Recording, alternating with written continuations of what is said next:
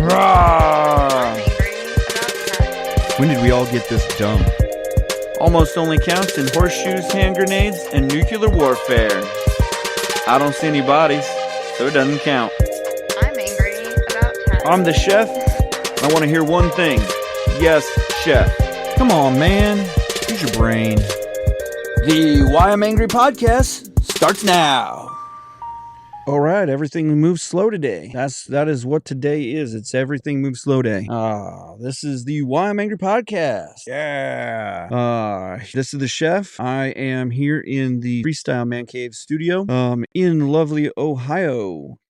So we are, or I guess I'm coming on here live tonight by myself. I'm kind of a little behind here. Just spilled my root beer as I was hitting the button to go live. If you are on anything or on X or anything, we can't go live on X right now, so we do put a link on X so that you can get to our podcast live. We go live on Wednesdays at 5 if you're just, or Wednesdays at 8 if you're just getting on here for the first time. Or if you're just getting on our podcast for the first time, and this is the first time you're hearing our podcast, we appreciate you getting on.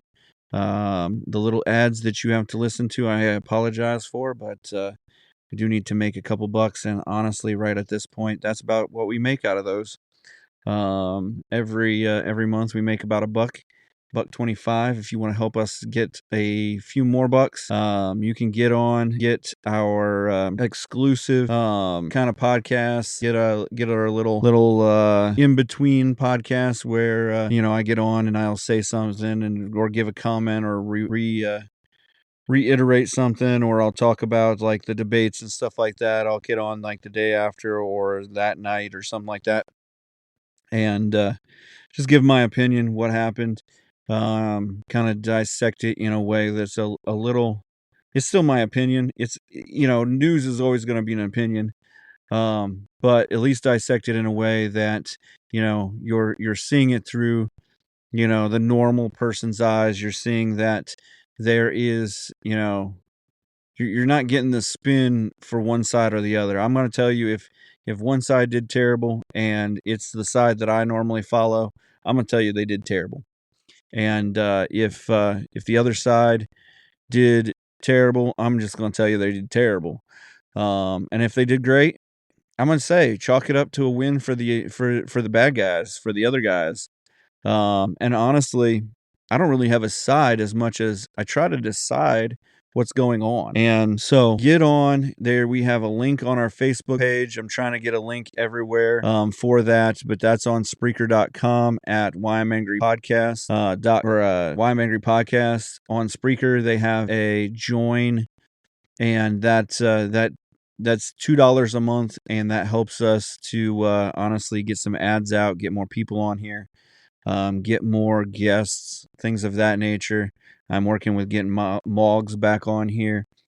He's always a really intelligent source of knowledge. Actually a doctor, a medical full-on doctor. So, probably one of the more intelligent people that we have on the podcast.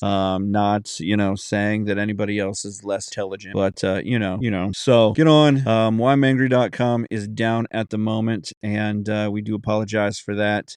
But we are working on the funding and things of that nature for that. So, your $2 a month would go towards something like that, helping out with getting us up and running again, getting the merch store back up and pushing, and all that good stuff. So if you'd like to buy merch, or if you want to help out beyond $2 a month or anything like that, email me at whyimangrypodcast@gmail.com. If you have any questions that you'd like to ask about the show or what's going on, let me hit that button. But enter them in the comments. I get most of them come straight to me and right into the broadcasting studio here, especially the ones on Twitch and YouTube.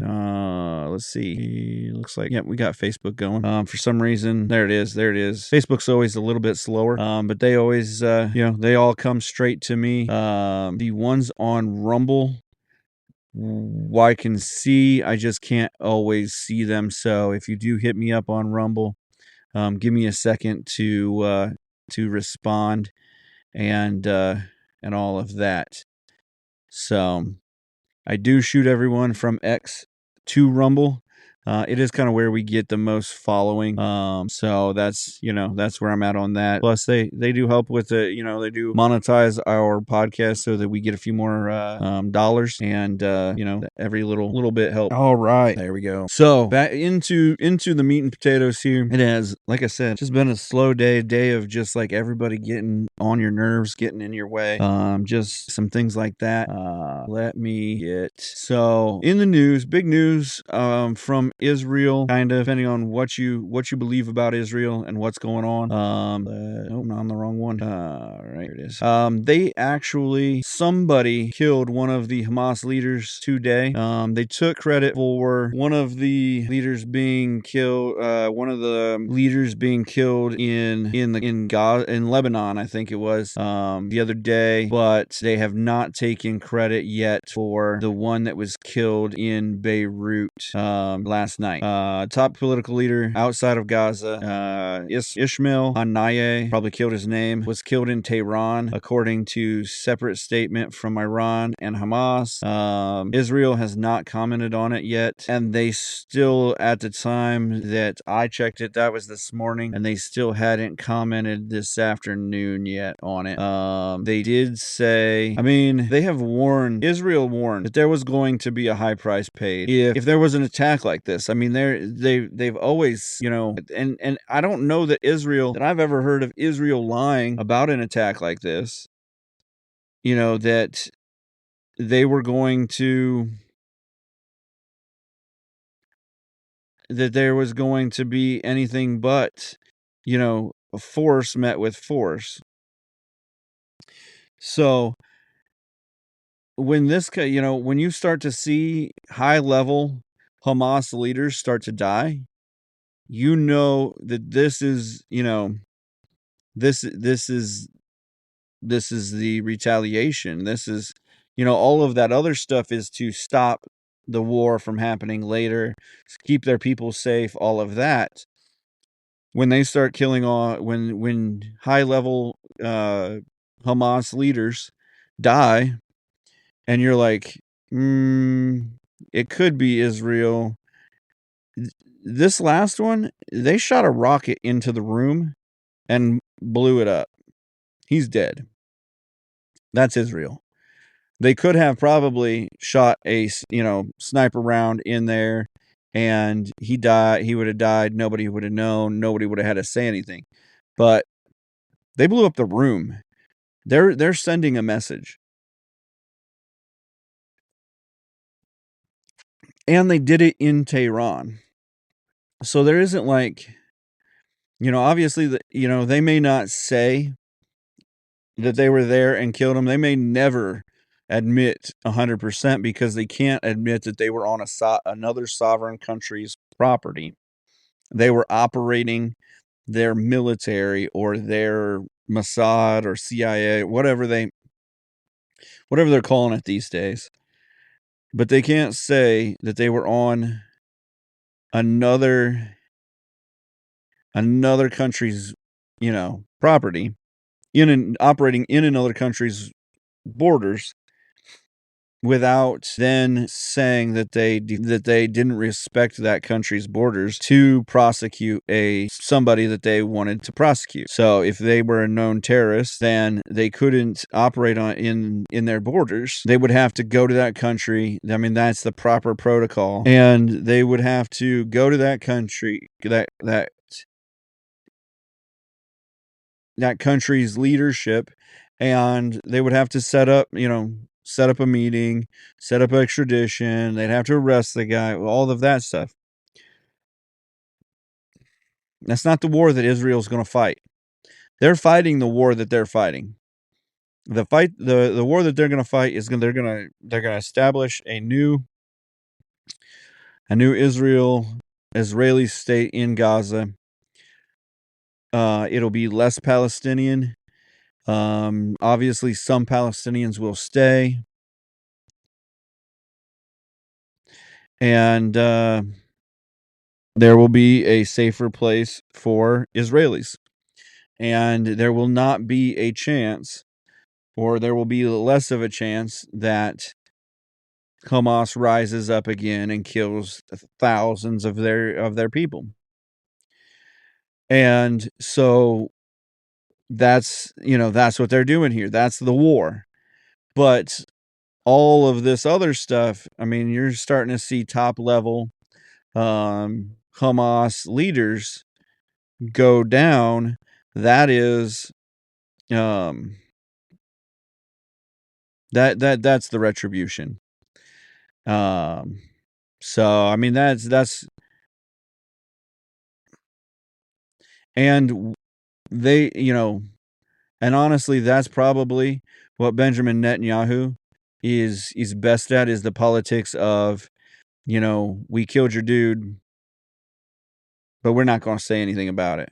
And he's going to be the one that sits there in the room and doesn't flinch when they ask him, "Did you, are you committing war crimes? Good, bad, or indifferent, anti-Semitic, talk or whatever you want to do, you do. But this is the truth about how Israel operates, and we shouldn't be surprised. I mean, you should have known, and I think I even said you should, the second that the strike on Israel happened, that one day, it may not be today, may not be that day, but one day there's going to start to be strikes. It may be a one day thing where all of the leadership goes down, and it may be, individual as they get them. But don't think this is just going to be Hamas. The Houthis are going down. The, Hamas, Hezbollah is going to take it. And honestly, I wouldn't be surprised if you see some top level Iranian diplomat or somebody take a shot too. Somebody that from Iran that's been funding it or knew about it or has been up in it is gonna take a fall too. And that's when it Iran has to really decide, do you want to take a shot? Do you want to actually start a war with Israel? Because from what I was looking at, it didn't look like they had very much standing in the area, because they already kind of wore out their welcome. So Jordan is upset with Israel, but they're still playing nice. Lebanon's not coming in because they don't have the military might to take on Israel. Iraq wants to kind of stay out, and kind of stay out of the fray a little bit. So I don't, Egypt's not gonna get in it. Syria's, they're dealing with their own uproar in their country, upheaval, and so I just don't see how it's going to play out well for Iran. And I think they're gonna have to end up, unless they really, unless before the end of his term, Uncle Joe gets all this money sent over to Iran, kind of like, the whole Barack Obama trying to send 98 million dollars or whatever he was trying to send in his last executive order to Iran. Unless that gets rolled out, it's Iran's future is based on who becomes president next. And we can kind of hold our breath about that with the open borders at the moment, with them being able to send whoever they want to our country, and that person probably can get a voter registration card in certain states that do not care whether you are an actual citizen of our country and pay your taxes and follow the laws and things of that nature. And they can probably get in and vote. A couple million votes. We can get a couple million votes out of them. And if you think that's crazy and far fetched, then I don't know what to tell you. I mean, an old guy that they put in his basement so that he didn't continue to gab on and make mistakes was sitting, won the presidency and got more votes than a super popular Barack Obama.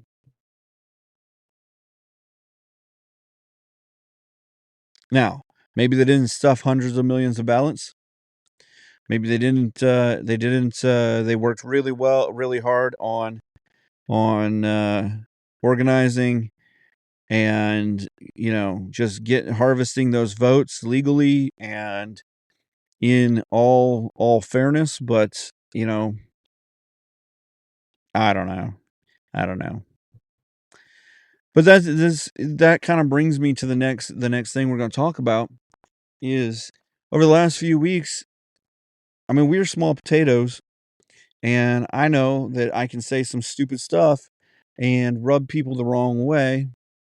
But we posted a post on Facebook. Let me work the interwebs here and show you what we posted because it got taken down. So let me hit the button. Okay. So if you're watching this live, we got hit for a false information, and we can hit the CY button, and the CY says independent fact checkers say this information has no basis in fact. You can choose whether to see it. The same false information was checked in another post by fact checkers. There may be small differences. See the fact check. And this is PolitiFact checked that 100 million ballots have not been pre-filled with wrong name. So I posted that post that is me watching the left realize the 100 million ballots they pre-filled now have the wrong name on them. And it's got what's his name, man? Leonardo DiCaprio on it, laughing. He's got that drink. It's 100% a meme. This is not news. This is not fake news. This is a joke. This is a meme. Yet we have to fact check memes now,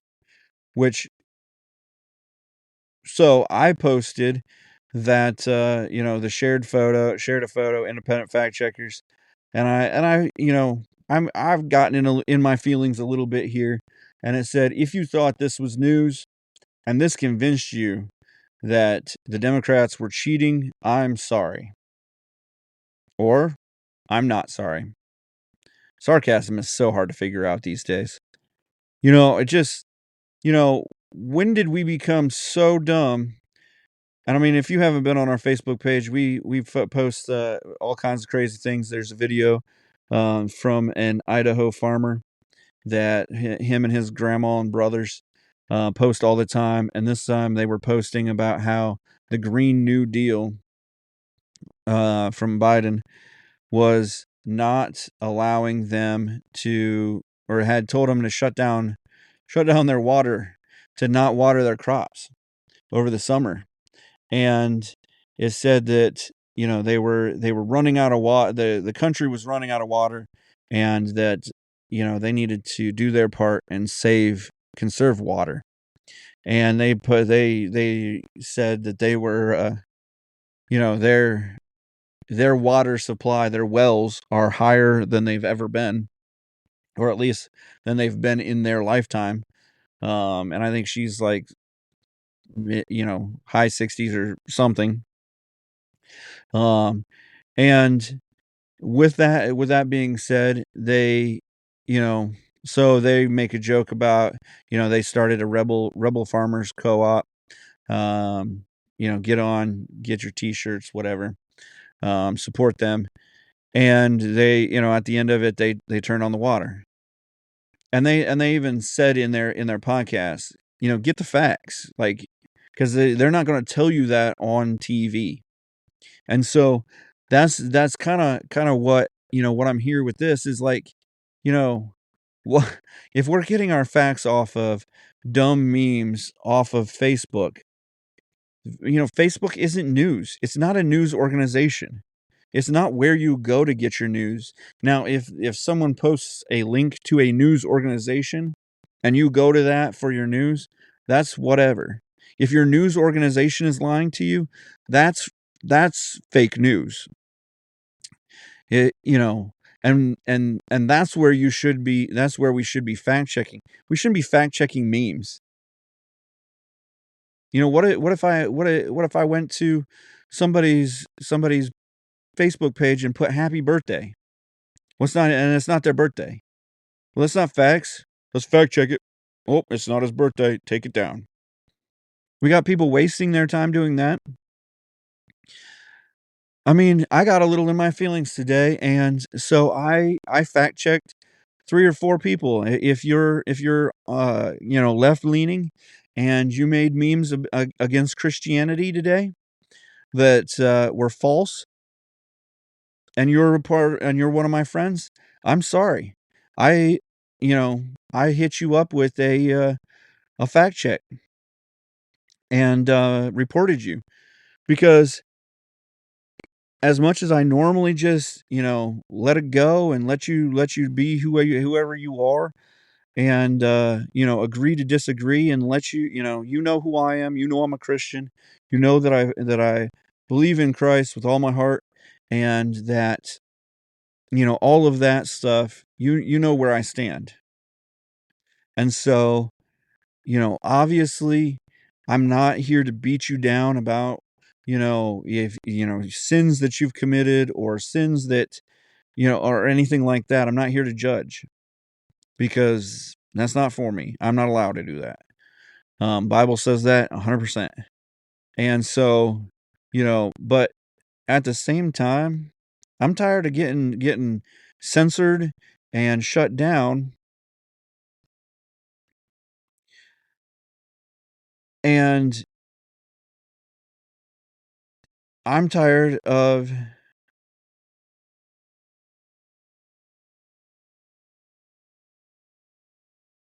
I'm tired of getting shut down and censored, and there's no catch on the other side.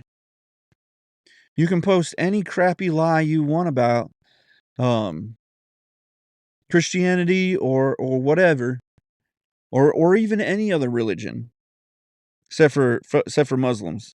Don't say anything about Muhammad, cuz they're crazy. But you can say whatever you want about Christianity and lie all you want about it. But there's no, well, you should be loving. It says in your 10 commandments. No, it just says I can't kill you and I can't hate you. Well, I can still fight back a little bit. I can still live my life in my space, which is sad that Facebook has made me want to go back to MySpace, where you just throw a music on there, you do your thing, you a funny, cat meme or whatever, and you don't look at it as news.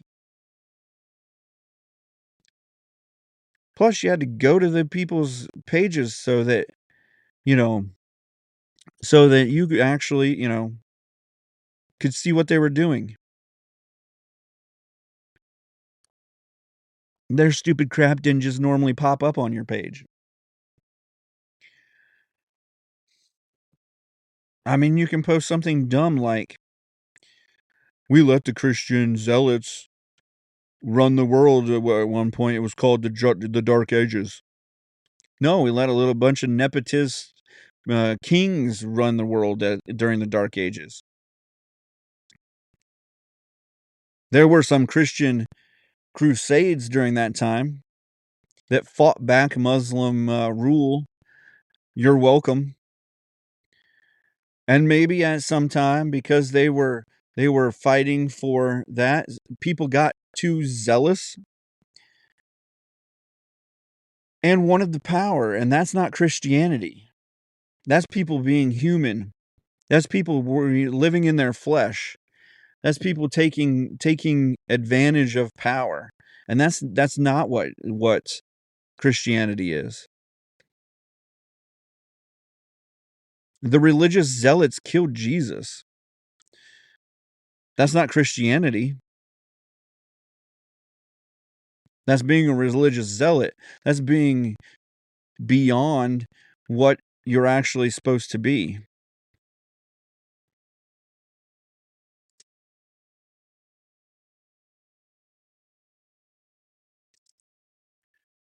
So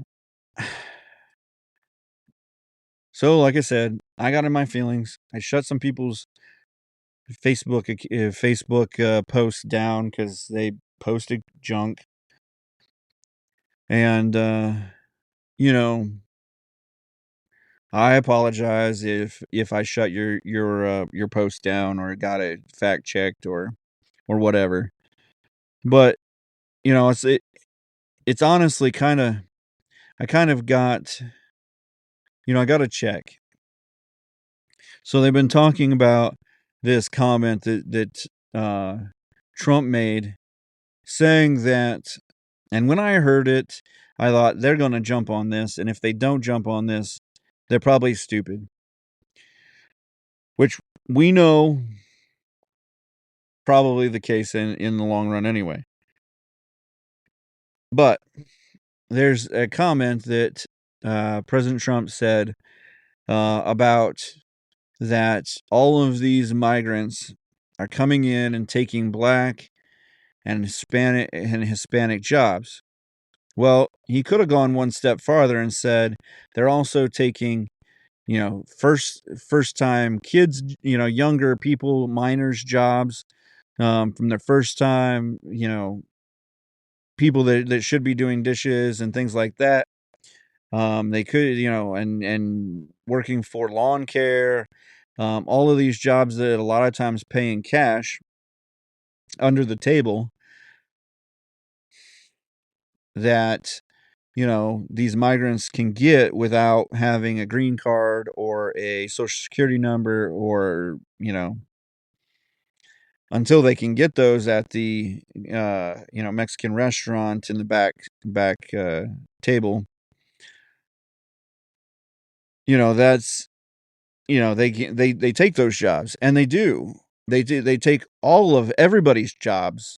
And so, the problem is that we're not getting our youth these jobs. We're not getting people who need to work a part-time job or need to get a side hustle or need just a few hours or need, you know, a menial job.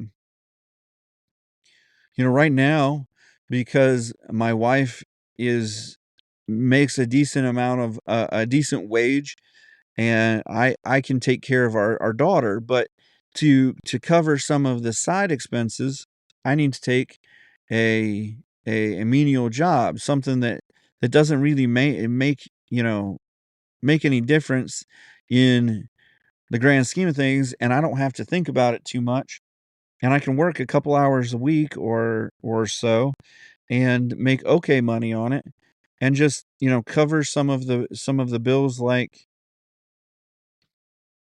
honestly, are streaming, the streaming TV or the internet, or I try to cover I cover the podcast expenses because podcasting isn't free.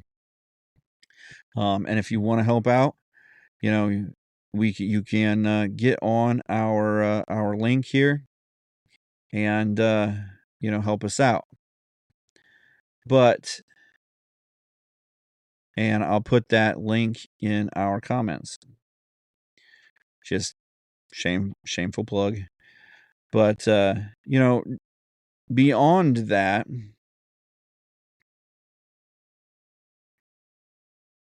they are taking our job. They are taking jobs. And I watched on ABC News today.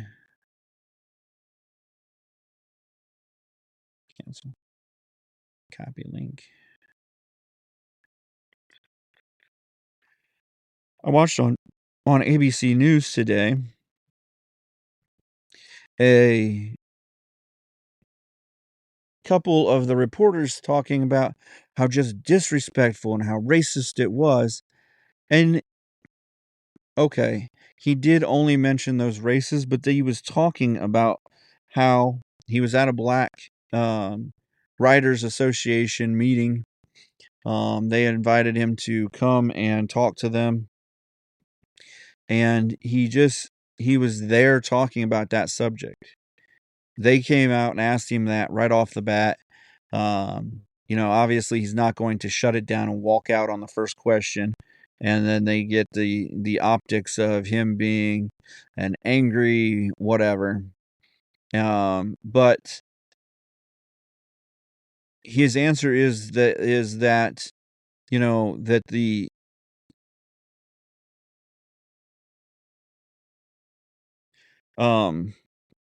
that his answer is that if you're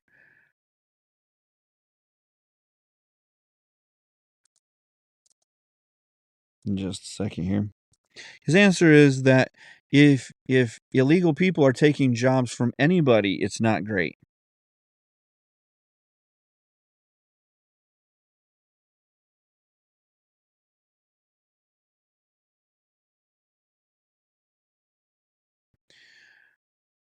If they're taking jobs from one person, then they're taking jobs that one person in the US who's here, who is, whether they fought in the military or anything else, has fought to be here.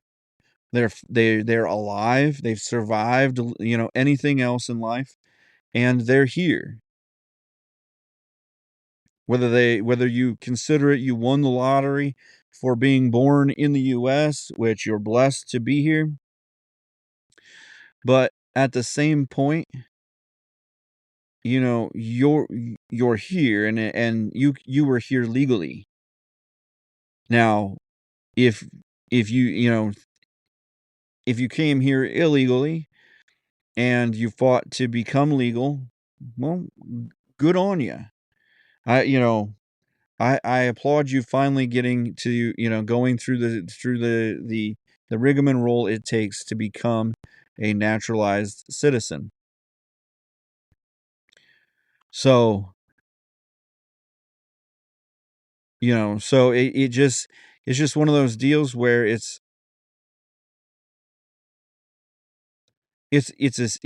what they're saying, and it's how you it's how that it works. You catch him in talking about the people who are there, catch him in talking to the, you guys, and then you can say, oh, he literally just talked down to the black people because he said, you guys should be upset because they're taking your jobs.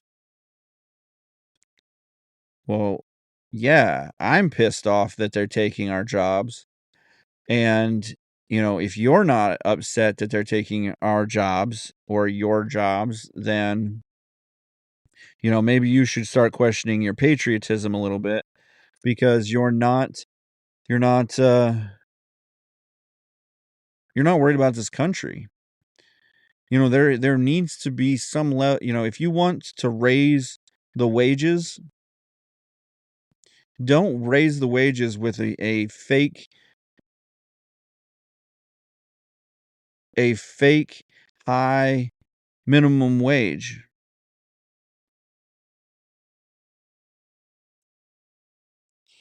Just the best way to do it is to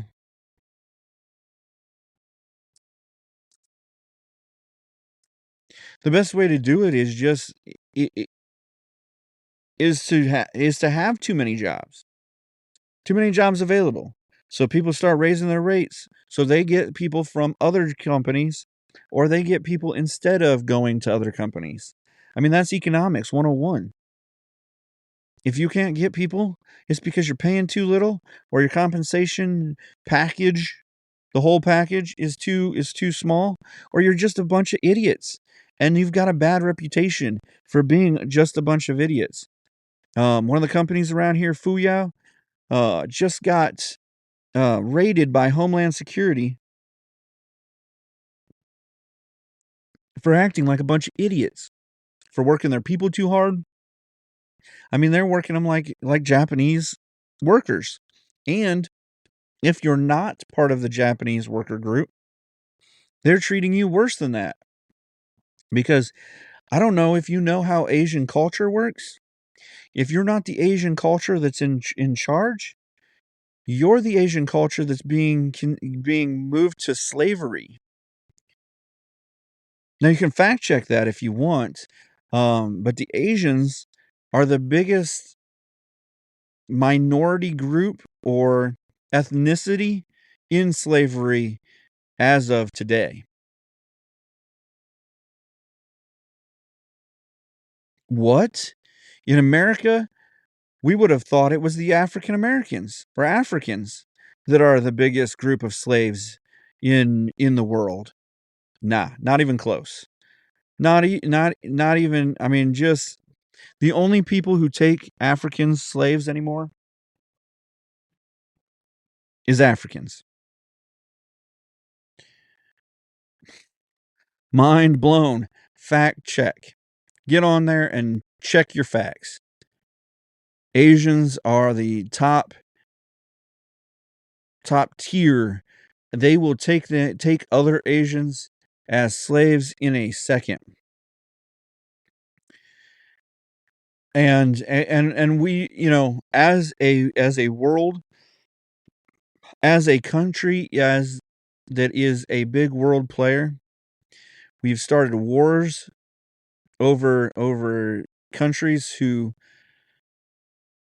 take other groups and make them slaves, who use genocide, and it just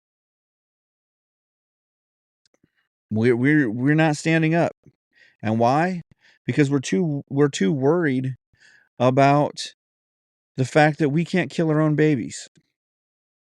We're too worried about the fact that we want 200 million people to 20 million people to enter our country illegally so that we can get the votes we want. We're too worried as a country to keep our job as a congressperson without doing anything that actually helps the country, to keep the power, that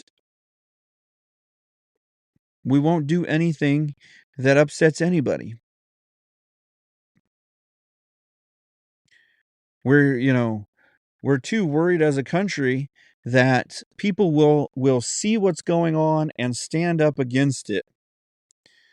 That the news organizations as a country, as politicians, they pay billions of dollars in contracts and speakings and just having the ear, being able to get exclusivity to these guys and sound bites and stuff like that, that they don't even fact check before they post their sound bites,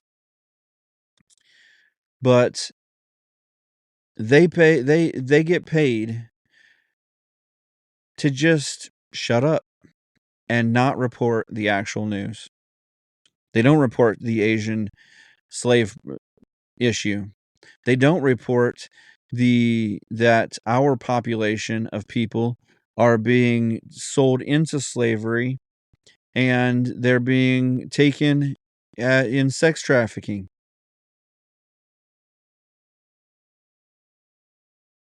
They don't report that that has become a huge industry.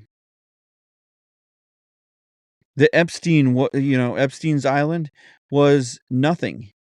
It didn't even cause a ripple in the industry.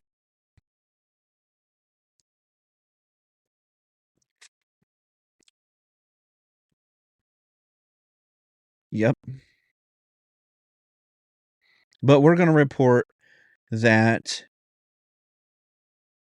JD Vance said some things about Trump that he won't take back 30 years ago, 20 years ago. I don't know how many years ago. He doesn't seem that old, so it's got to be only like 20 or 10 or 15 years ago. I think he's only 46 or something like that. And Trump really has only been in the political scene for the last, like 8 years, 10 years, maybe a couple more years than that. And so, but we whine. I mean, like, who cares? Anybody on the conservative side that's voting for Trump and JD Vance don't care that he didn't like Trump as a candidate. No one cares. Like I said, there's something that I can't put my finger on it about him, and maybe it will and maybe it won't come out. And whatever, but that's not it. I don't care if you didn't like Trump. Personally, Trump isn't my favorite person either.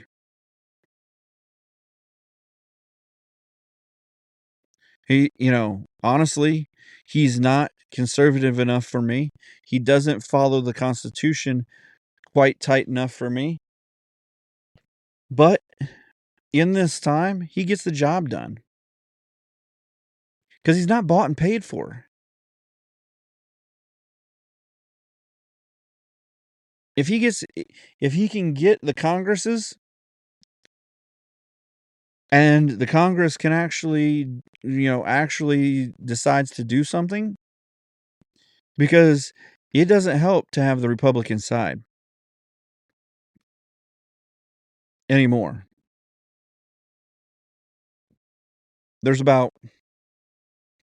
I'm going to be optimistic, even though today has not been an optimistic day. I'm going to be optimistic and say about 3/4, maybe 2/3, are still fighting for the good of the country. At least they're trying to work hard enough to keep their jobs fairly and get the votes that they need to keep their jobs.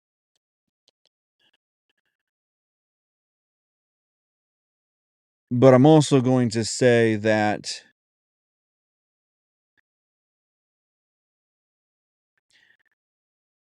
I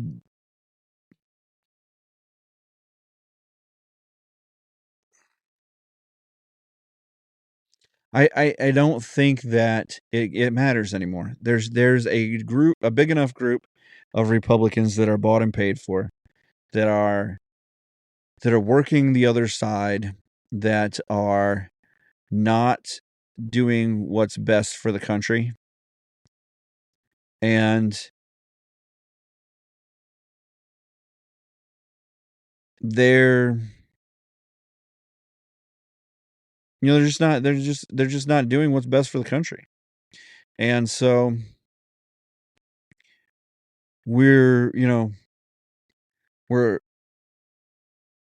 we're sitting here, and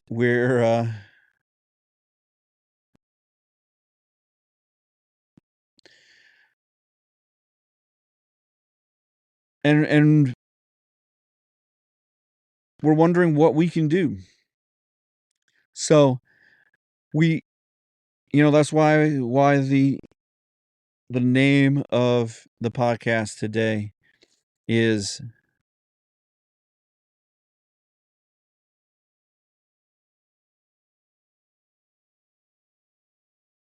the name of the podcast today is that we need we need to look and see.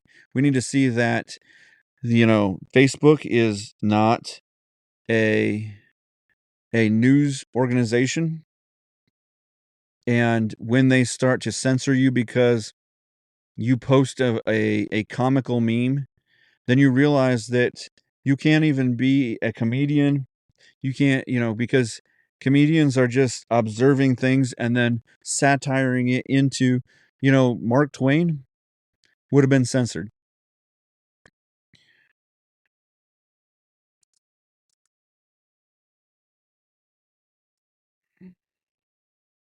And in that censorship, you don't have a voice. You are powerless because right now Facebook, they can censor anything they want because they are a private organization.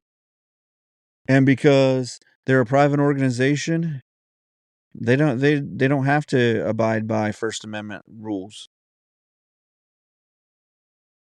And unfortunately, because the country doesn't have an open public, you know, forum that the country wants to run or whatever, and not unfortunately, but not unfortunately, but honestly, there isn't a public forum online. You can go online, you can post something, and they can they can censor you there too. The only place you have the ability to actually control what you say is in your pillow at night. You go out front, you say something that somebody gets offended about, and they call it hate speech, and the police can come and take you away. I have George Carlin did hate both sides. You're right. And I have a truck. It's a 1990 Ford Ranger. You can draw your conclusions from that it's probably not the nicest truck, but it hauls trash.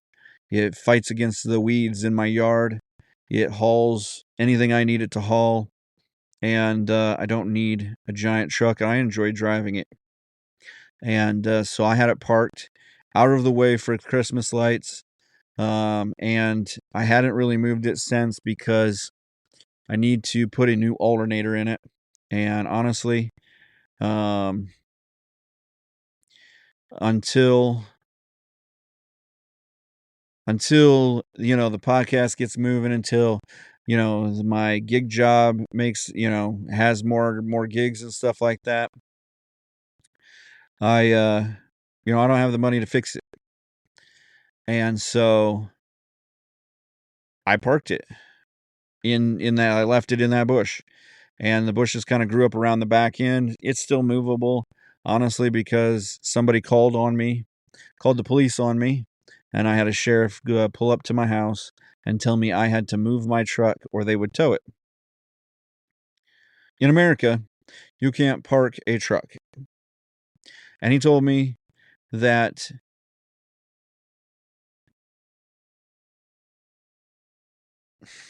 right.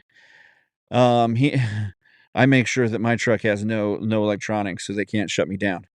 But anyhow, they in America, they can call they will not allow you to park a junk vehicle on the street because it hurts property values.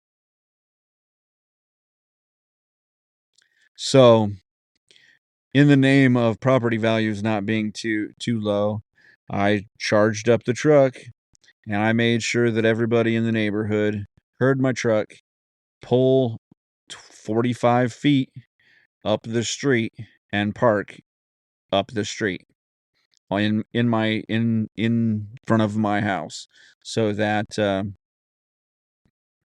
you know so I had done my civic duty, and property values are back to what they are supposed to be, and they are safe. And whatever.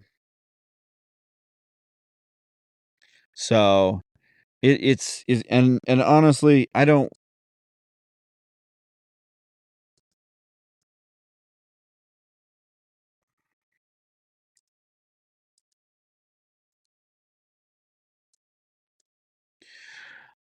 So honestly, I mean, I don't care that it's that it's about property values or whatever. That's, it can be whatever it's about. But when it comes to somebody telling you you have to do something, or somebody telling you that you can't do something with a property that, I purchased this property. I own this property. I'm not renting this property. I don't, other than I said the other day, you're not, if you own your home, you don't own your home. Even if you own your home outright from the bank and everything, you still leasing your home. You're still on a lifetime lease of your house that you may be able to transfer to your kids someday or whatever, but the actual property is owned by the government. And if you don't believe that that's what they see, then look at eminent domain. Look at, you know, anybody that, lives next to the highway, where they just keep encroaching out more, adding more and more lanes, taking more and more easements. You know, you lease your land from the government because you live in this country. Now, some countries, you know, I don't know right off the top of my head, but I do know some island nations, you can own your property and they can't, they cannot they can't be on your property if you call them off. There's other countries where, they'll come in, knock your door down, shoot you on the spot and take your property. But sorry, dealing with issue. So anyhow, like I said, you don't own your property. You don't own that, anything. And so if you think that you have freedom until you start standing up for it anymore, they've chipped and chipped and chipped and chipped away at it. And it is slipping. And right now, it's time. I don't know if it's too late because I don't know what they can do about winning this election. And honestly, I care about who becomes president, but I don't care as much about who becomes president as that we need to start voting out some of these old cronies in Congress. I don't, either side. Honestly, they both need to go. Some of these guys, Mitch McConnell, some of those guys, they need to be out. They're not making votes. They're bought and paid for. They're taken care of. It's time. It's time to look at that. It's time to see that we're not we don't have the power. And what's sad is we're 200 million strong. Again, to the fact of a couple hundred people. And I'm not saying let's get out and fight it, but you can fight it with your votes. There's a lot of ways to get to, fighting for your freedom before you have to get out guns or get out, weaponry and just start, trying to, throw some lead. We can get out and vote. We can, on the congressional level, you can have a third party. You can run a strong third party. And but to do that, you can't just show up one day and say, I'm going to run for Congress. You have to, you have to build an infrastructure. Like what always has boggled my mind is that the Republican or the conservative party because they want to keep government small, or they wanna keep things, to their level, they don't organize. They don't have a bureaucracy. And unfortunately, because the Democrats don't care about anybody, they're gonna take all the money they want. They're gonna organize it 100%.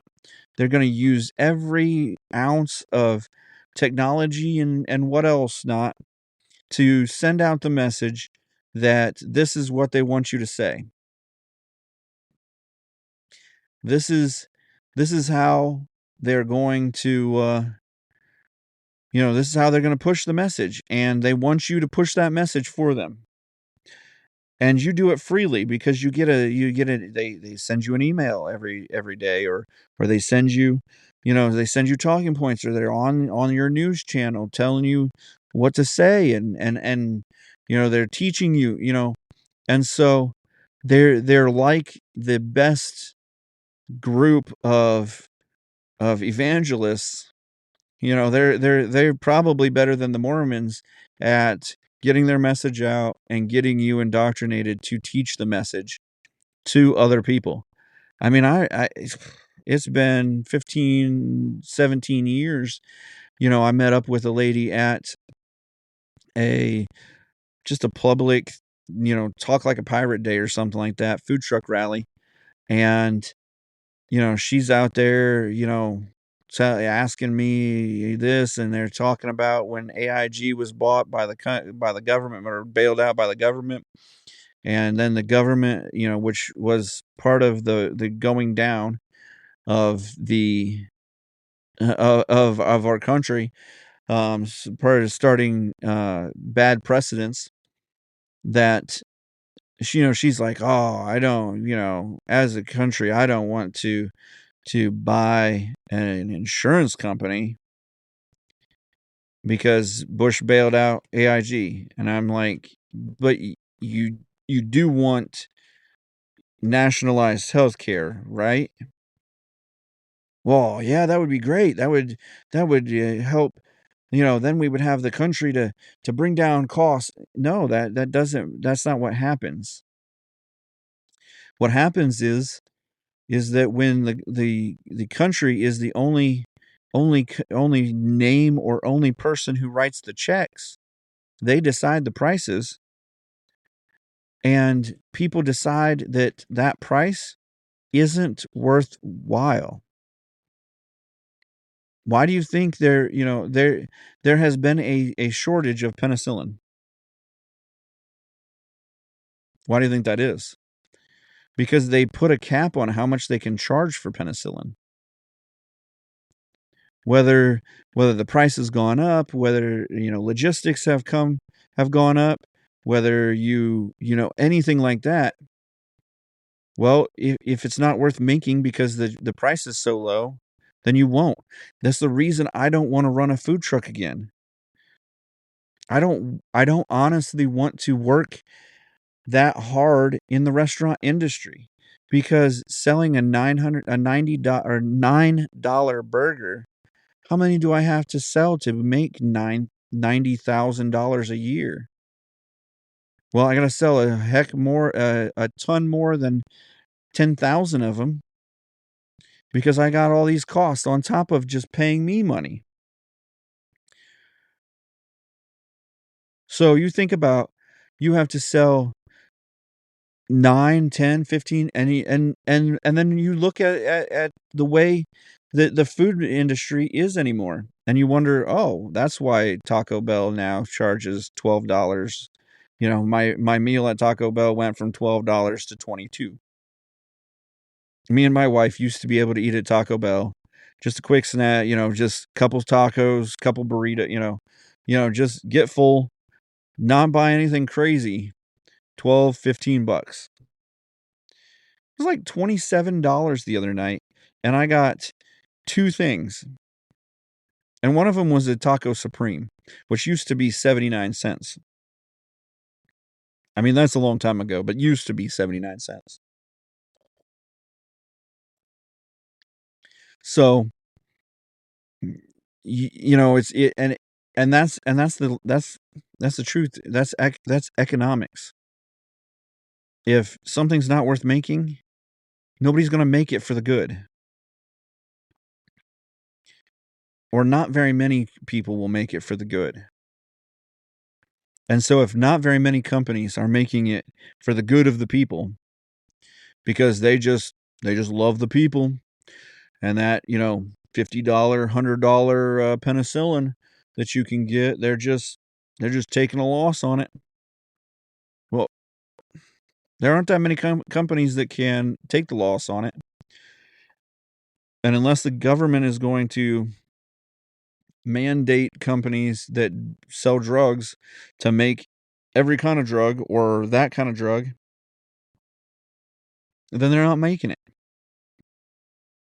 And that's going to happen far beyond just the penicillin. That's going to happen in all kinds of drugs. And being one of the leaders of producing drugs in the world, we're going to, as a country, lose that. We're going to lose that status. And then where are we going to get our drugs from? They got to come from somewhere. Well, where are they going to get them from? China or from wherever? And then we're going to be in this situation where we tell China that they sent us an epidemic, and they say, no, we're pissed off that you keep telling people that it's a Chinese virus, and they're going to stop sending us the antidote.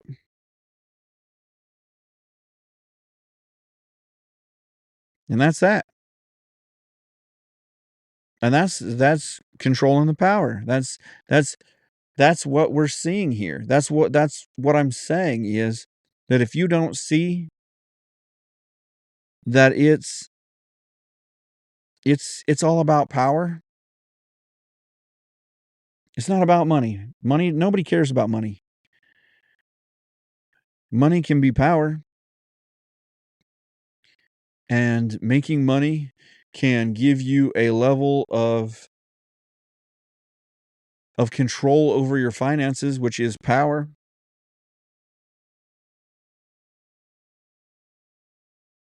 But no one, no one cares about the actual making money for stuff.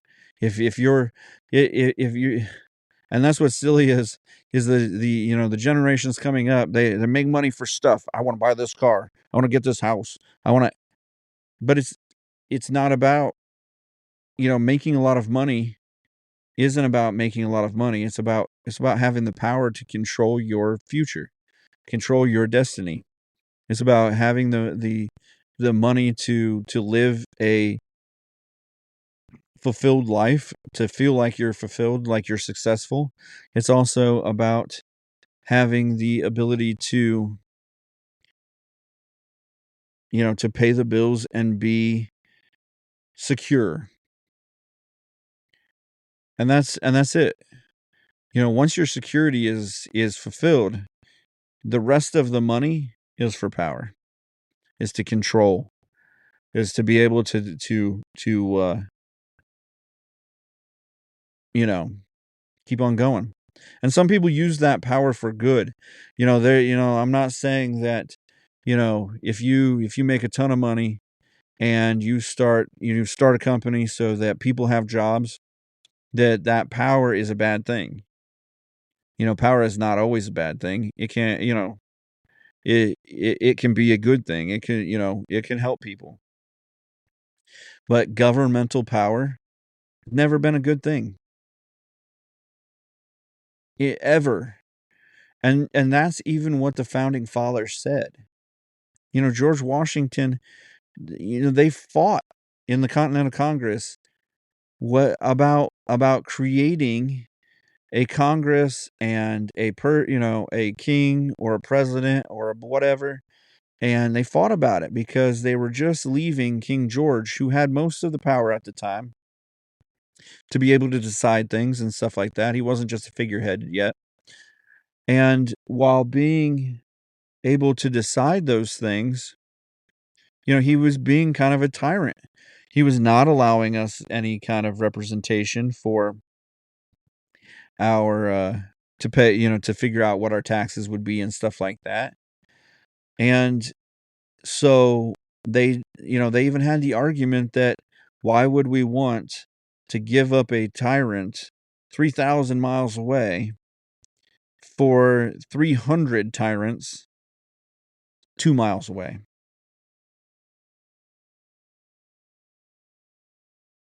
And the answer is you wouldn't.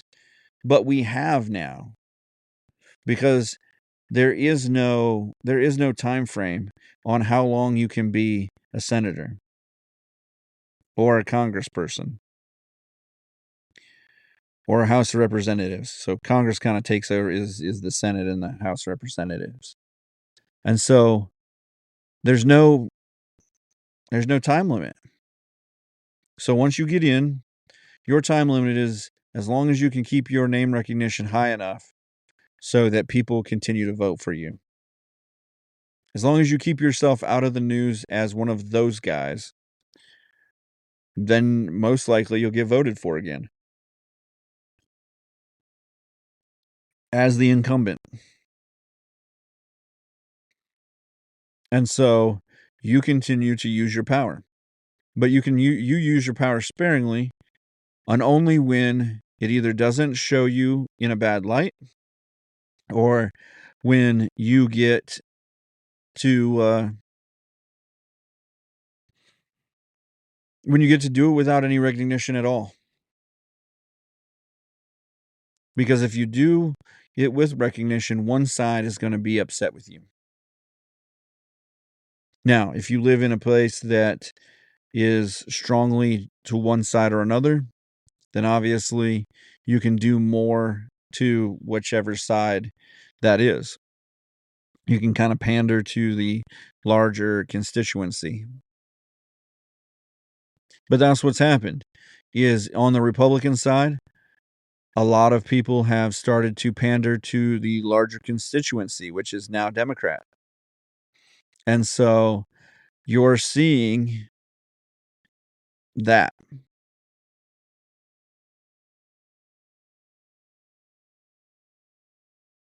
And maybe there's more of those people out there. And maybe that's the way the people want this country to go. I obviously am not one of those people that wants the country to go that way, because I can see, you can see it in other countries how it doesn't help. If we just took regulations off of things like farming, if we took the regulations off of farming and we allowed the farmers to start setting prices that actually made sense, food costs would go through the roof, which is fine. If you also take the regulations off of workers and like wages and things of that nature. So if farmers could pay a lower wage to high school kids, because they're high school kids, they don't need a living wage. They need some money to, get their car, gas, whatever. And, they were allowed to pay a lower wage for kids, or for whoever's working, in a menial job, then they would be able to recycle their workforce through. They're going to teach good habits. I mean, it's honestly, throwing hay teaches you a hard day's work. And so, we're going to train up a group of people who at least have seen a hard day's work. Right now, we're training up a group of people who go to college without ever having had a job. And so when they get out of college, they think that they're owed something. And honestly, I can't say that I was a full ton different, but I can say that I at least knew what a hard day's work was.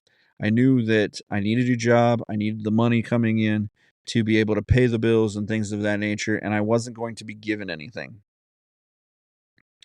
Yes, they had told me in the interviews for the college that, you can make $100,000 as an executive chef, and they're not lying 100%, but they're not everybody's making hundreds of thousands of dollars as an executive chef, and not everybody's making hundreds of thousands. No, not everybody's a celebrity chef. Not everybody's getting on the Food Network. A couple hundred chefs at most get on the Food Network every year. And so it's not that they're really lying, but they are telling kids who have no way to know any different. They're selling them a bill of goods that probably won't happen.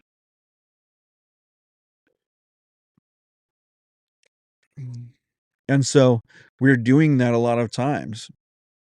And I came out of college, and then at that time minimum wage was like, I don't know, 650 or 675 or something like that.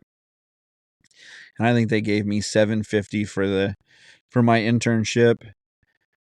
And they had offered me 11, and they said, "Oh, the company standard is just 750." And so I was like, "All right, for 4 months I can do 750, but I need to get to the, 11, $12 mark so that I can get an apartment, things of that nature." So when I got out of the externship, they gave me 850, and that wasn't a living wage, but I wasn't working a menial job. I was actually running the banquet section of the Marriott in Dayton, and doing other, basically managing certain things, certain aspects. And I'm getting a paid starter base salary, and I understood that I would have to take some lumps, but I wasn't, again, I wasn't asking for a chef salary. I was just asking for enough that, my car didn't have to run on water and oil and gasoline at the same time. That I didn't have to have a blown head gasket to get to work every day. So, I understand that, starting out is rough, and you don't want to start out that way, but, how many to be a great whatever you're going to be, you've got to put in the thousands of hours to become the expert. And that's the difference between, the expert and the guy that just learned it.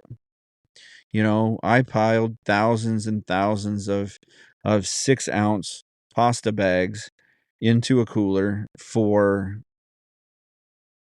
a year. I cut thousands of pounds of sausage into little rounds for a year or two, getting things ready, prep, cutting onions, cutting potatoes, I talk about, the base of my cooking started in a kitchen where I made 25 gallons of French onion soup almost every week. And we made 12 pans of full hotel pans of mac and cheese, every other day. And so, or I was, when I was a baking assistant, we made, you know, 90 dozen cookies, at Duquesne University. And we made 8 pans, up to 12 pans of Rice Krispie treats that were going to be cut and individually packaged, as 3 dozen per pan for the same university. And so, you know, it it's all about, the volume and what you do. And so when you get out of college, right now, if you have no work ethic, then you're going to come in and say, well, I have a degree. Well, at this point in life, everyone that is over 40 has some kind of degree. Anyone coming out of college, anyone at 27 years old has come out of college and has a degree. You're not any better than anybody else. And yet they've told you with the school system that you gotta go to college to get better than everybody else. But you're not going to college to be better than everybody else. You're going to college to be as good as anybody else. You haven't differentiated yourself from anybody else.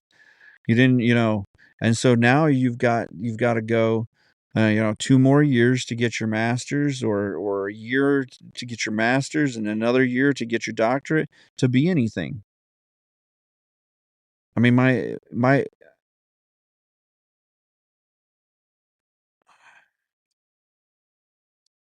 boss wanted, or my wife wanted to whoops. My wife wanted to, get work in the mental health field, and because a lot of people go into psychology and get a psychology degree, because not that it's not hard, but it's almost a medical style degree without having to go into the medical field. You do some physiology or anatomy and stuff like that, but you don't have to do the full on doctor stuff. But to get anything in that degree that's not entry level, you either have to go to HR, which they're going to want you to either recruit, or you're going to talk, because you have a knowledge of how people react to people, at least a base knowledge. And so they're going to want you to go into something like that. But if you don't have a full degree, like if you don't have a master's or a doctorate, you're you're not going to you're not going to work in the psychology field. You might get into some kind of like social working assistant or something like that, but y- that's it. You're not your degree isn't any better than anybody else's. And so I think, just it's just the sad crux of it anymore is that they keep telling you this. And what's even sadder is that we've got kids coming out of college with a home mortgage, 200,000 dollars in just in bills, like already set. And how are you going to buy a house when you already have a house that you have to pay that called your education? That's the biggest killer of the American dream right now, is that you just came out of college not knowing even what you want to do with your life. I mean, who at 50, at 18, other than people who go into the military, which have no choice because they've gone into the military and they have to at least put in their first 2 years. But other than those people who have a career path written out for them, know what they want to do with their life. And you're going to go and spend $100,000 at least to get an education on something that you may not like. And so you're going to switch, and then you're not going to like, you may not like that. And so you get into 3 different majors, which then costs you more money, and you come out of it still without any actual work experience, unless you're smart enough to get a job. But the way that they run the the academics in a lot of these colleges, you don't have time to get a job on the side. I mean, my wife is a superhuman because she worked a full-time, full-on job while helping support, my dreams in the food truck, and going to school full time to get her bachelor's degree in psychology. And so, like, most people don't have that. And so you don't you either can't get it. I mean, 12 hours a day, she was sleeping in her car. How much do you want it? Sometimes that's what differentiates you from the other person. It's not your education or that, it's who you know and how much you want it. And if you don't want it enough to sleep in your car or do, you know, then it's not for you. You can just go find another job. Don't spend the money because you literally spent, like, I can't emphasize this enough. You literally spent a house payment or a house amount of money on your education.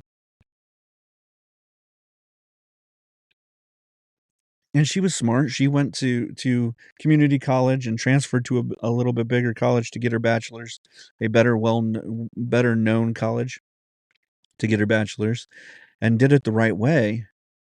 But we still have bills. We still have student loans.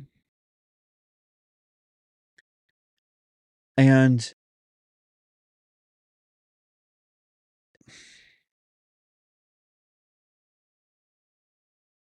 you know, and honestly, it's a car's worth of student loans. It's not, I mean, it's kind of silly to think of it that way, but at the same time, it, it's how you have to think about it. I could own a car or I could have I could have an education. And the education should be enough that that you could have a car and an education. But at this point, the way that the amount of money that you're having to pay on your education, if you get a job in your field, you're lucky. If if you weren't 18 and decided to go into something like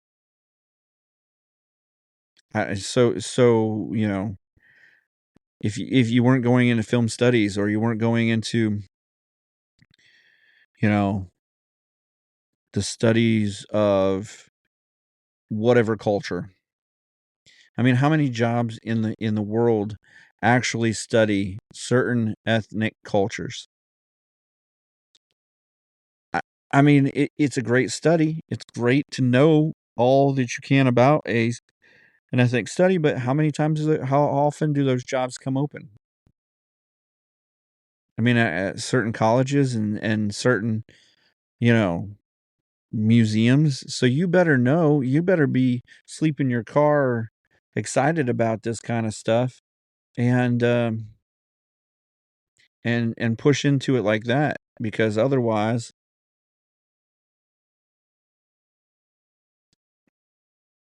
you're not you know you're not going to be the best at it, and you're not going to value it enough to be that good enough to get a job. And you're also not gonna wanna take the job that may not be the top end job.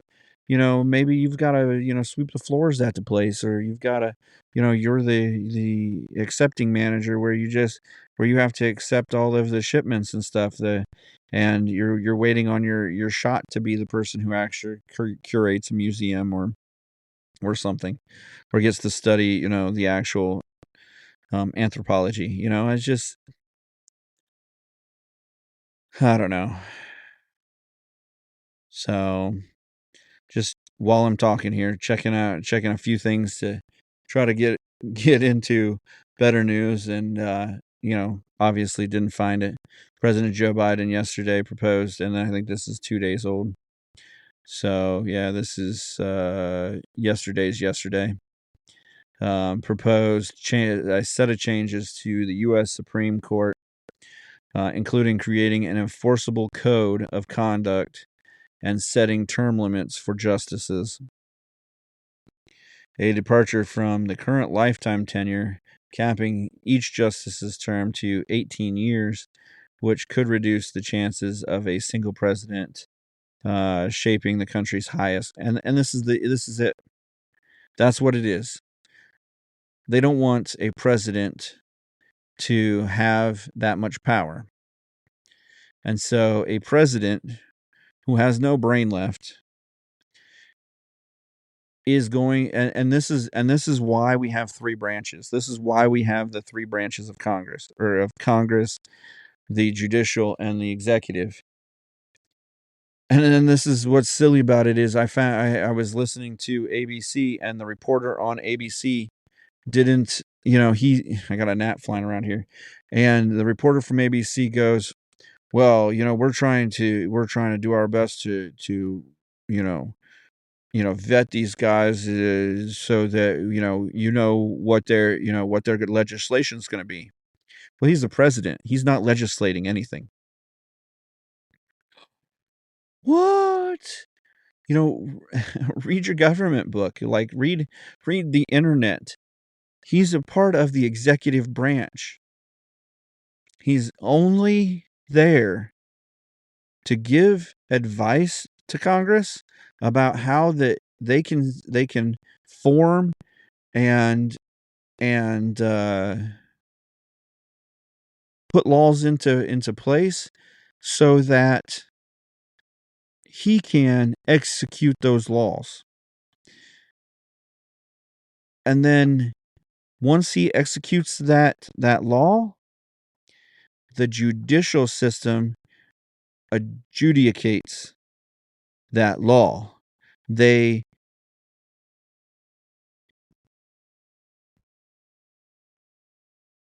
review the laws, and they put forth the power of the law.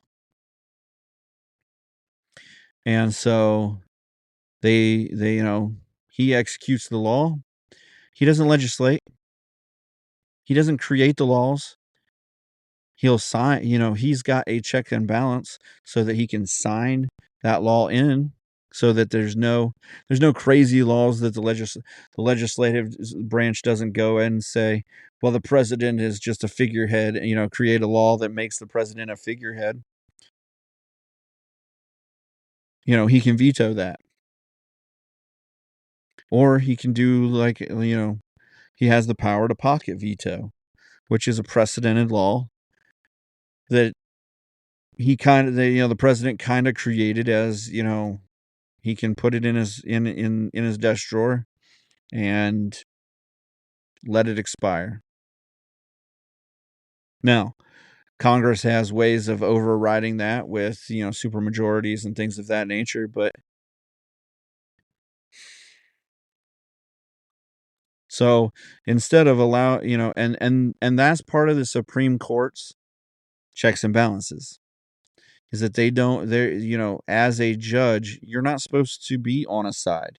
You're not supposed to have to look over your shoulder. You're not supposed to have to play to a group of people. This is supposed to be your best thoughts. The way that your ethical standing is what is supposed to be what comes out. You're not supposed to, play to the right or the left, or play to this minority or that to get reelected. When we put judges on election stands, that's when we see that they're going to adjudicate certain styles. That's when you're going to see stuff like New York, where, well, we're definitely, everybody wants, legal marijuana. So we're not going to, we're not going to, prosecute people with, on marijuana charges. Well, the federal government still says that marijuana is illegal. Your state and state Supreme Court, or your state executive branch, has decided that they're not going to prosecute. So if the national government came in with a law group, a executive police, like the FBI, and wanted to start executing the law of the country on people and federally taking people into custody and prosecuting them, then they could. And there's not one thing the state could do because their law is against the Constitution or against the law of the land. And in all honesty, if someone came to the federal government and said, "Well, my state, it's legal," no, it's not. That's not constitutional.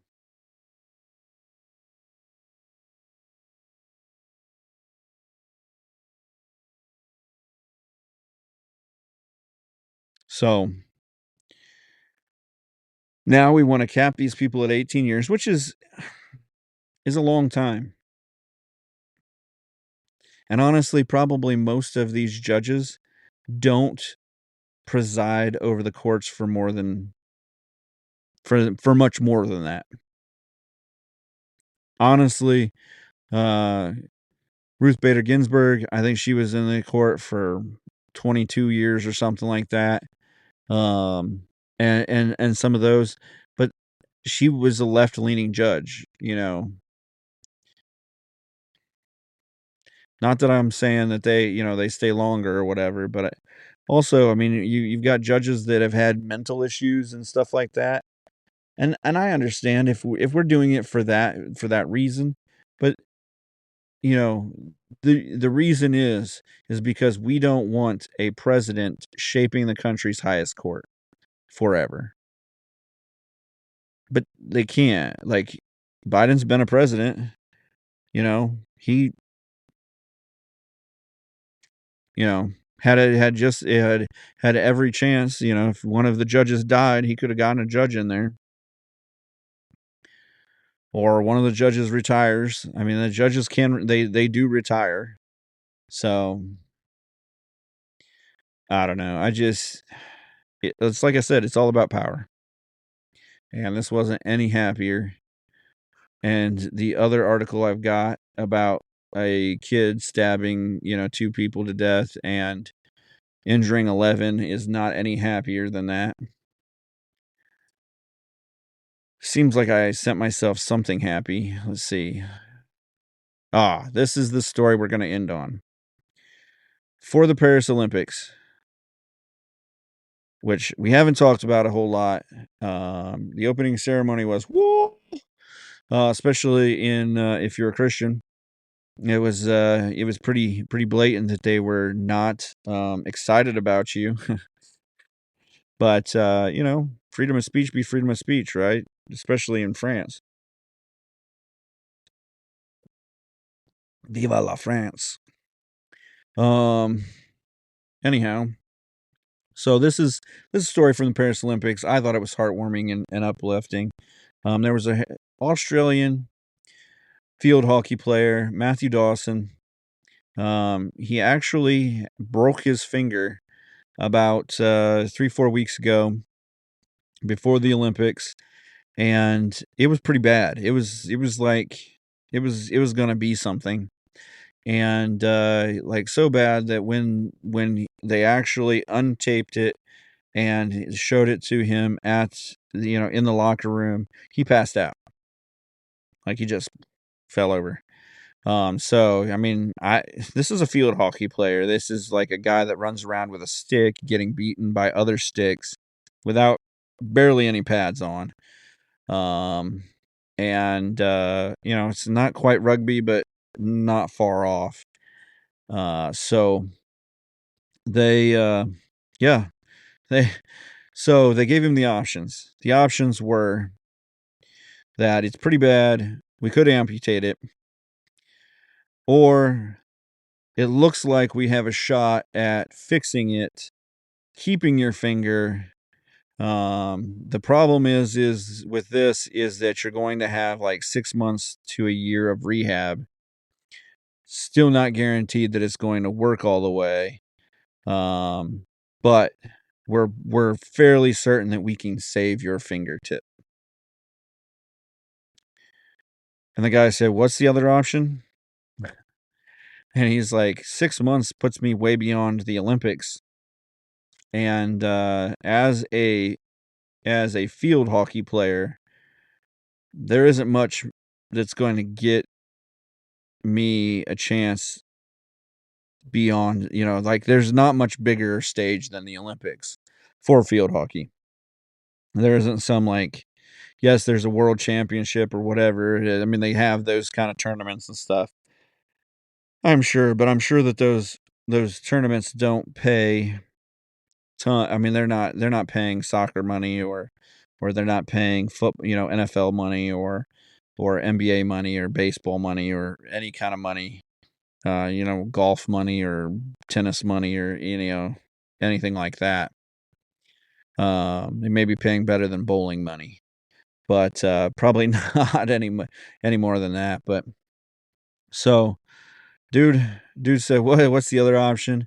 And they said amputation. He goes, "How long is the recovery for that?" And the doctor said, "Well, if we amputate your finger, like 10 days, and we could have you playing again." He said, "Sign me up." So instead of keeping his finger, he decided to go with amputation. And his quote is, "With all the information I had to make the decision in a pretty short period of time, I still decided to take it, and I can still live a pretty good functioning life with just a little less finger to worry about." So when Dawson's teammates learned about his decision, they were stunned, but they weren't surprised. Um, the captain of the team said, "When you've spent a lifetime of choice and sacrifice to come and compete at the highest level, I think for him it was an easy decision." The coach said, "I'm not sure I would have done it, but he's done it so great." It's literally his ring finger, and it's literally just the tip. As much fun and prodding as you can say about that, it was just the tip. And basically anything after the knuckle is gone, but the knuckle is still there, and he's competing in the Olympics. And he's right. You only live this life once, and he can still have a huge, super good quality of life without a tip of his finger. It's not like he lost a leg or a hand or an eyeball or something like that. Or he's got concussion issues or anything like that, which they don't say he does. He could, most likely with playing field hockey, he does, but so. And he said, "If taking the top of my finger was the price I had to pay, that was what I would do." So, feel good story. Man sacrifices all his finger, or actually just the tip of his finger, to make it to the Olympics. And with that, you know, I haven't seen what the field hockey has is up to yet. Um, so I just I think that we all need to root a little bit for the man with a little less finger.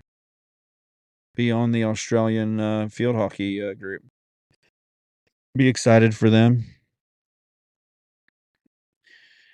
and root for the Australian guy with a little less finger. So again, with that being said, you know, another shameless plug, and then we're out. Get on our Facebook page. Get on our Facebook page. Get in the comments here. Get over to Spreaker and help us out with a little financial help. $2 a month gets you a couple extra podcasts a month. Supports us in our fight to get people a brain, to get people some education. to get people thinking a little bit about Australia lost yesterday in the field hockey. But your $2 helps to get, the knowledge of, people taking their fingertip off to get a little farther ahead in life. So just, get on, support us. Every little bit helps. If you can't help financially, um, get on and just like us, subscribe, share us to your page. If you like us, hopefully your friends will like us. Hopefully you're not just a closet guy, closet conservative in your group, or your closet constitutionalist, or whatever you are that you made you come and like us. Hopefully you're not the only one. If you are, send us an email. We'll be friends. And you can send those emails if there's a subject that we haven't hit or we've missed, or just a subject you want us to hit. Coming up soon, we're going to have our conspiracy theory podcast. And with that, send us your conspiracy theories, whyimangrypodcast@gmail.com. Shoot them. They come straight to me. I'll vet through them, see what I can do, get them on our podcast. And, we'll be talking about your news. So